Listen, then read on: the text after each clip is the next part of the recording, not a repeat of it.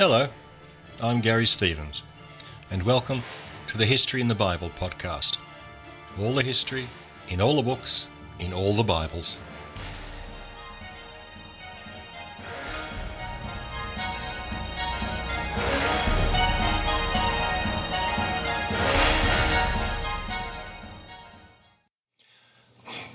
Episode 1.27, Victory into Defeat.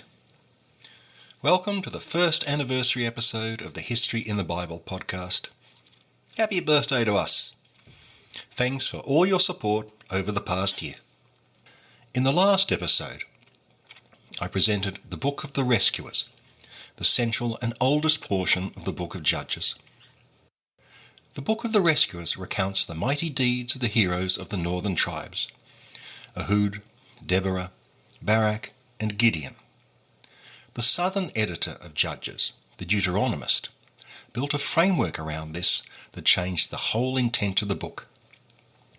He transformed it from a glorification of the Israelite warriors of the north into a celebration of the Judeans of the south. He added a short prologue before the Book of Rescuers and a long epilogue after. Well, it's a little more complicated than that, but follow me. The prologue to Judges consists of chapter 1 through to the first judge Othniel, whose story is told in chapter 3. The Deuteronomist had a problem on his hands. The book of Joshua said that all Canaan was conquered, but the materials he had to hand for Judges contradicted that. How could that be explained? He comes up with three ideas. Quote, Judges 2:20. Then Yahweh became incensed against Israel, and he said, Since that nation has transgressed the covenant that I enjoined upon their fathers, and has not obeyed me, I, for my part, will no longer drive out before them any of the nations that Joshua left when he died. For it was in order to test Israel by them, to see whether or not they would faithfully walk in the ways of Yahweh, as their fathers had done, that Yahweh had left those nations, instead of driving them out at once, and had not delivered them into the hands of Joshua. Yahweh left the nations so that he might test by them all the Israelites who had not known any of the wars of Canaan, so that succeeding generations of Israelites might be made to experience war. End quote. God decided to make the conquest a tougher matter than Moses was led to believe. First, the Israelites have sinned and must be punished. Second, God wants to test that loyalty. Third, they get to improve their martial skills. Judges describes repeated cycles of national sinning, followed by oppression by various petty foreign powers, followed by the rise of a judge, deliverance, then peace for a generation. Speaking of those who came after Joshua, the Deuteronomist says, quote, Judges 2:10, Another generation arose after them, and the Israelites did what was offensive to Yahweh. They worshipped the Baals and forsook Yahweh, the God of their fathers, who had brought them out of the land of Egypt. Then Yahweh was incensed at Israel, and he handed them over to foes who plundered them. When Yahweh raised up chieftains for them, Yahweh would be with the chieftain and would save them from their enemies during the chieftain's lifetime. For Yahweh would be moved to pity by their moanings. But when the chieftain died, they would again act basely, even more than the preceding generation. End quote. Israel's neighbours explained their own history the same way. The local god, Baal or Chemosh or whoever, would punish the king for his unrighteousness by sending a military enemy against him. The king would know that he was back in the god's graces if he triumphed in battle. The historian's prologue opens with a triumphant string of victories by the southern tribes of Judah and Simeon. Now, in this book, I have to point out, the tribe of Benjamin is accounted a northerner. After the book of Judges, the Bible accounts Benjamin as a southern tribe. Quote, Judges 1:1. After the death of Joshua, the Israelites inquired of Yahweh, which of us shall be the first to go up against the Canaanites and attack them? Yahweh replied, let the tribe of Judah go up. I now deliver the land into their hands. Judah then said to their brother tribe Simeon, come up with us to our allotted territory and let us attack the Canaanites. So Simeon joined them. When Judah advanced, Yahweh delivered the Canaanites and the Perizzites into their hands. The Judites attacked Jerusalem and captured it. They put it to the sword and set the city on fire. After that, the Judites went down to attack the Canaanites who inhabited the hill country, the Negeb, and the Shephelah. And Judah, with its brother tribe, Simeon, went on and defeated the Canaanites who dwelt in Zephah. And Judah captured Gaza and its territory, Ashkelon and its territory, and Ekron and its territory. Yahweh was with Judah, so that they took possession of the hill country. End quote. The author is fantasizing about those last cities of Gaza, Ashkelon, and Ekron. They were all Philistine cities, which remained robustly independent until absorbed by the Assyrians centuries later. He's also telling a porky about Jerusalem, whose conquest the book of Samuel attributes to King David. Having given the two southern tribes a resounding slap on the back for their unending victories, the author turns on the northern tribes. He rips into Benjamin, Manasseh, Ephraim, Zebulun, Asher, and Naphtali for failing to dispossess the Canaanites. Scholars are not sure if this opening chapter is by the Deuteronomist or just some later crazy Judean. The Deuteronomist usually rants with more spittle. Now, we get that from chapter 2 onwards. There's a very good reason why many scholars mark that chapter as the start of the Deuteronomist's contribution. You can see why if we return to the book of Joshua.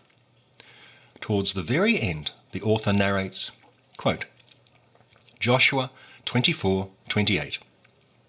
Joshua then dismissed the people to their allotted portions. After these events, Joshua, son of Nun, the servant of Yahweh, died at the age of 110 years. They buried him on his own property at Timnath in the hill country of Ephraim, north of Mount Gaash. Israel served Yahweh during the lifetime of Joshua and the lifetime of the elders who lived on after Joshua and who had experienced all the deeds that Yahweh had wrought for Israel. End quote. Now here is the book of Judges. Quote, Judges 2:6. When Joshua dismissed the people, the Israelites went to their allotted territories and took possession of the land.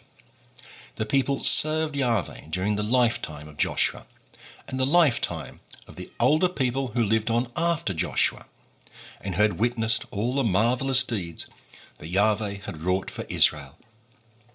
Joshua, son of Nun, the servant of Yahweh, died at the age of 110 years and was buried on his own property at Timnath in the hill country of Ephraim, north of Mount Gaash.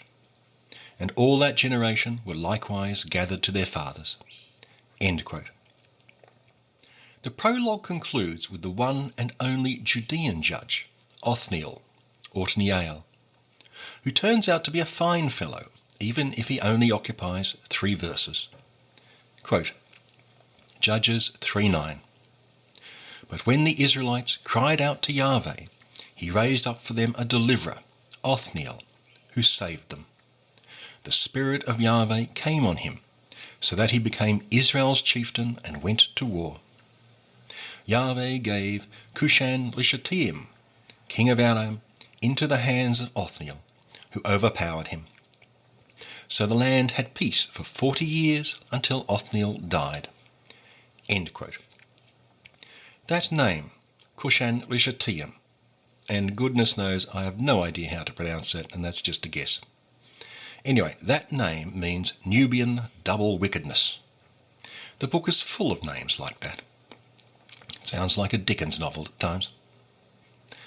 That takes care of the prologue the Deuteronomist added to the Book of Rescuers. Now, let's follow the Deuteronomist's epilogue to Judges. The story of Gideon in the Book of Rescuers ended on a high note. The enemies of the people have been defeated. Gideon has modestly declined the kingship, and the land is at peace. Now the Deuteronomist steps in. He wants to show that the judges provided no stable government beyond their own lifetimes. Only an enduring monarchy can do that. He has to reverse the sentiments in the Gideon story. He starts with a dark note, intended to tarnish Gideon. Quote, Judges 8:24. And Gideon said to them, I have a request to make of you. Each of you give me the earring he received as booty. Certainly, they replied. And they spread out a cloth, and everyone threw onto it the earring that he had received as booty. The weight of the golden earrings that he had requested came to 1,700 shekels of gold. This was in addition to the crescents and the pendants and the purple robes worn by the kings of Midian, and in addition to the collars on the necks of their camels. Gideon made an ephod of this gold and set it up in his own town. There all Israel went astray after it, and it became a snare to Gideon and his household. End quote. In Gideon, the people asked for a king. In chapter 9 of Judges, they get their wish. Gideon's son Abimelech appears to the men of Shechem, his mother's kinsman. Is it not better to be ruled by one son of Gideon than 70 sons of Gideon? Right at the start, there are ominous undertones. Shechem is the scene of Dinah's rape that I recounted in episode 1.12. It will one day witness the dissolution of the United Kingdom. Abimelech's mother, moreover, is only a concubine, not a full wife. Those concubines are always trouble. Just ask Jacob. Abimelech kills his 69 brothers with a single stone, which makes David's killing of Goliath look positively underachieving. He rules for 3 years, by which time the people of Shechem realize they have a megalomaniac as a judge. They turn against him. During a siege against his rebellious subjects, Abimelech is mortally wounded by a millstone dropped on his head, and by a woman no less. Mortified at the possibility of dying at the hands of a mere female, he commands his attendant to finish him off. And so ends the first experiment at monarchy. Although the text has it that this is payback for Abimelech's fraternal murders, the Deuteronomist hints that a kingship not sanctified by God will lead to violence and ruin. With that unpleasantness over, we meet the judges Tola and Jair. They rate just 2 verses each. The next major judge is Jephthah.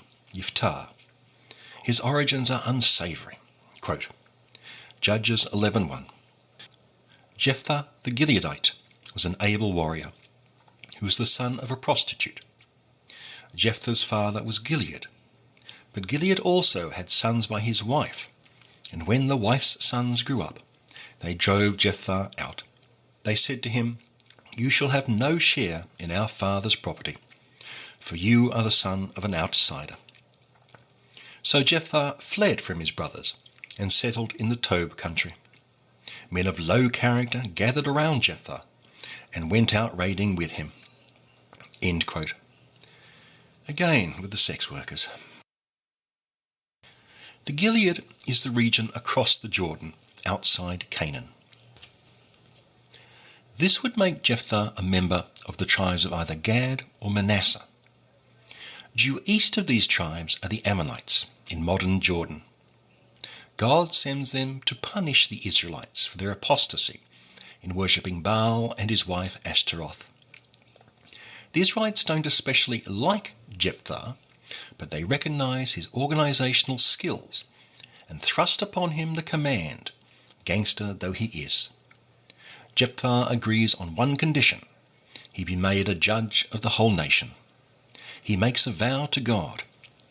If he destroys the Ammonites, he will sacrifice the first to come out of his front door when he returns safely home.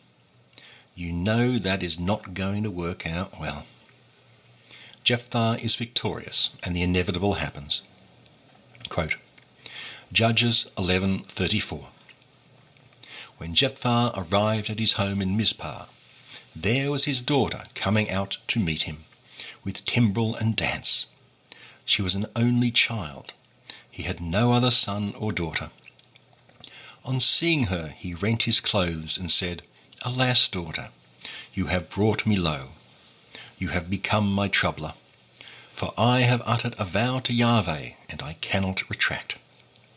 Father, she said, you have uttered a vow to Yahweh. Do to me as you have vowed. She further said to her father, Let this be done for me. Let me be for 2 months, and I will go with my companions and lament upon the hills, and there bewail my maidenhood. Go, he replied. After 2 months' time she returned to her father, and he did to her as he had vowed. She had never known a man. So it became a custom in Israel for the maidens of Israel to go every year, for 4 days in the year, and chant dirges for the daughter of Jephthah the Gileadite. End quote. Now really, what was Jephthah expecting to first greet him on his homecoming? The family goat? But let's accept this as a story in the vein of the Greek myths, a tragic morality tale of an oath gone terribly wrong. There is also the possibility that this story was invented to explain the custom depicted in the last 2 verses, a custom whose origins had long since been lost to history. Classic folktale. I'm rather touched that Jephthah's unnamed daughter regretted not so much her death, but that she died a virgin. That's a weird little detail to include. Jephthah's unhappy tale concludes with a civil war. The Deuteronomist can't help himself by taking another dig at the tribe of Ephraim, greatest of the northern tribes he so dislikes. Gideon had managed to pacify that querulous tribe in a previous incident. Jephthah lacks his diplomacy. Quote, Judges 12:1. The men of Ephraim mustered and crossed the Jordan. They said to Jephthah, Why did you march to fight the Ammonites without calling us to go with you? We'll burn your house down over you. Jephthah answered them, I and my people were in a bitter conflict with the Ammonites, and I summoned you, but you did not save me from them. Why have you come here now to fight against me? And Jephthah gathered all the men of Gilead and fought the Ephraimites. The men of Gilead defeated the Ephraimites. The Gileads held the fords of the Jordan against the Ephraimites, and when any fugitive from Ephraim said, Let me cross, the men of Gilead would ask him, Are you an Ephraimite? If he said no, they would say to him, Then say Shibboleth, Shibboleth, which might mean either ear of grain or stream. It's a bit dubious. But the Ephraimite would say Sibboleth, not being able to pronounce it correctly. Thereupon they would seize him and slay him by the fords of the Jordan. 42,000 Ephraimites fell at that time. End quote. When I first heard that story as a youngster, I understood it as a cunning ploy by the Israelites to defeat their foreign enemies. It is so depressing to learn it was Israelites murdering each other. Jephthah is followed by 3 judges, each of whom is granted 2 verses, Ibzan, Elon, and Abdon. Then comes mighty Samson, Shimshon, of the tribe of Dan. His story is recounted in chapters 13 through 16 of the book of Judges. If people can name any judge at all, it's Samson.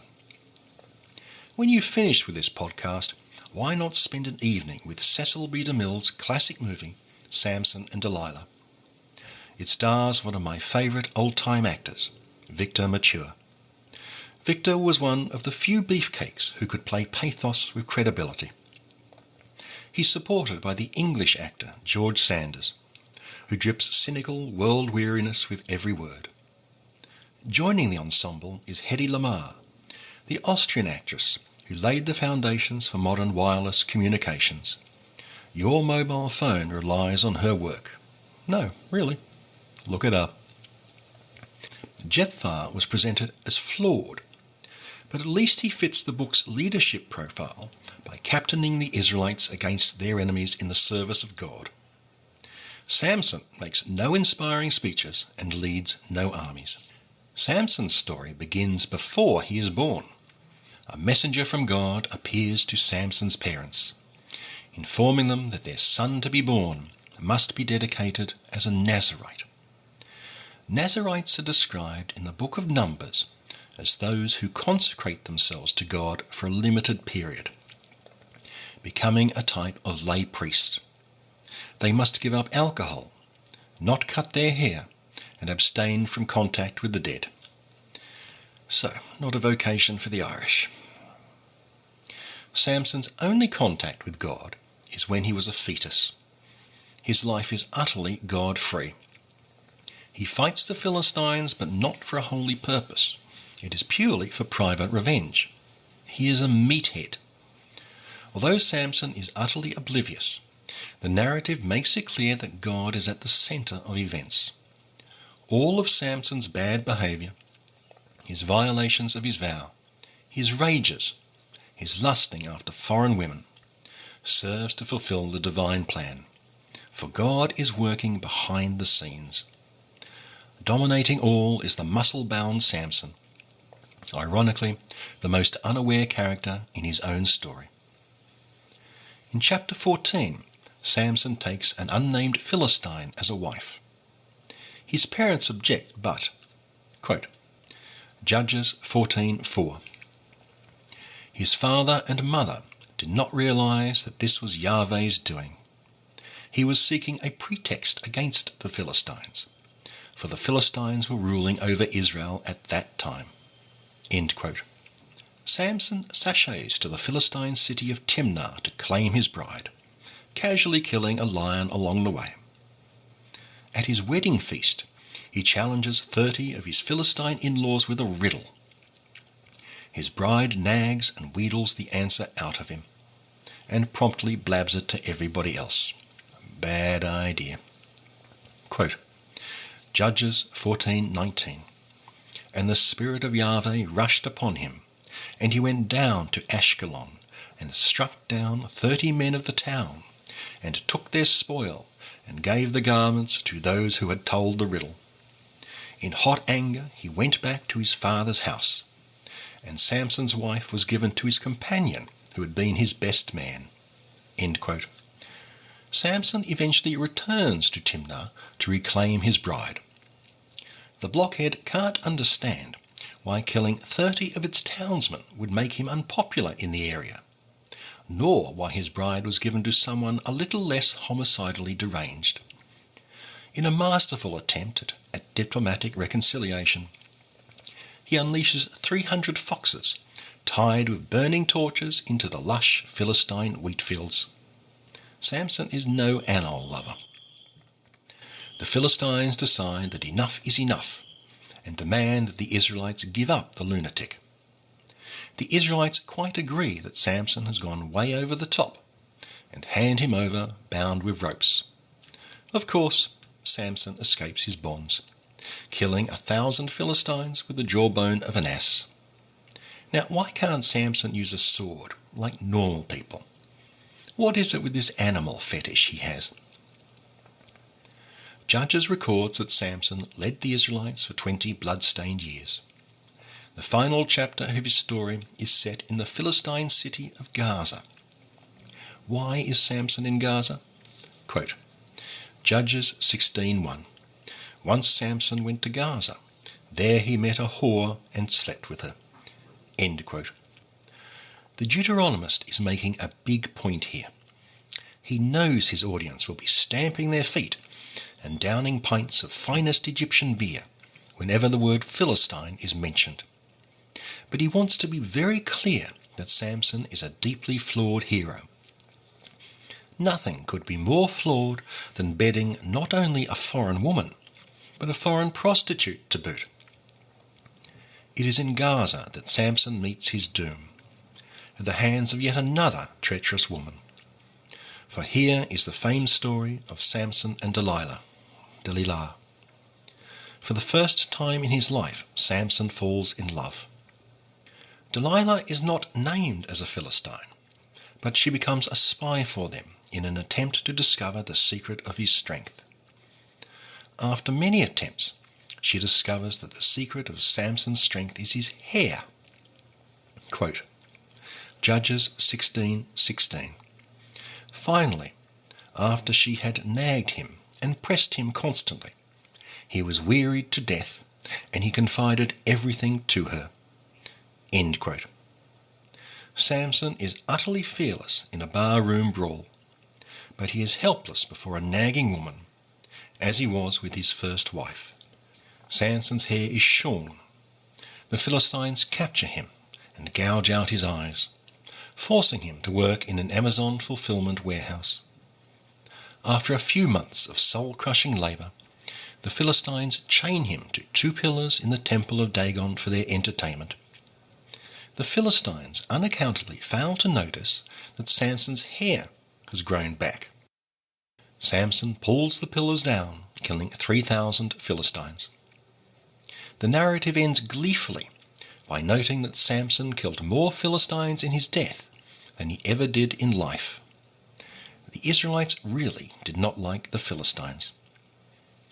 The book of Judges does not end with that story. There are 5 more grisly chapters to go, none of which concern actual judges. The first story tells the migration of the tribe of Dan.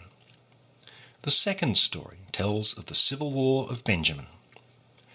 Now these do not seem to be the work of the Deuteronomist, but of a later editor, who really had it in for the northern tribes of Ephraim, Dan, and Benjamin. The Deuteronomist has no love of the northern tribes, but this final contributor is rabid in his antipathy. In the next episode of the History in the Bible podcast, I finish the story of the Judges and work out what modern scholars make of the books of Joshua and Judges. I'll see you next time.